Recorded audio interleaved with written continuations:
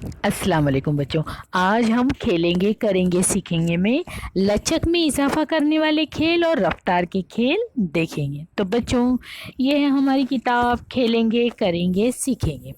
अब बच्चों, लचक में इजाफा करने वाले खेल, लचक यानी हमारे जिस्म में लचक पैदा करना। तो देखो, पीठ को कमान बनाना, कैसे बना रहा है, पैरों को फैलाना, दोनों पैरों को देखो कैसे फैला रहा है ये, पीछे मुड़कर गेंद देना, यानी पीछे गेंद सामने रख के पीछे मुड़कर गेंद देना या लेना, गेंद लपकना फेंकना, यानी एकदम फुर्ती के साथ गेंद को लपकना भी है और फेंकना भी।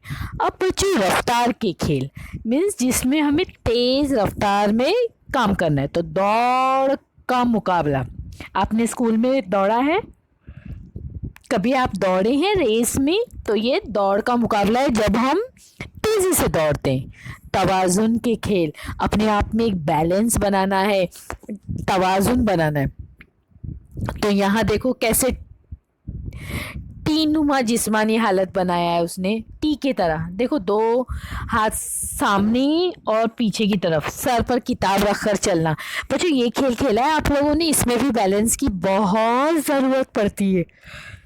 अगर बैलेंस हिल गया तो किताब जो है गिर जाएगी। तो बच्चों, ये था रफ्तार के खेल। थैंक यू बच्चों।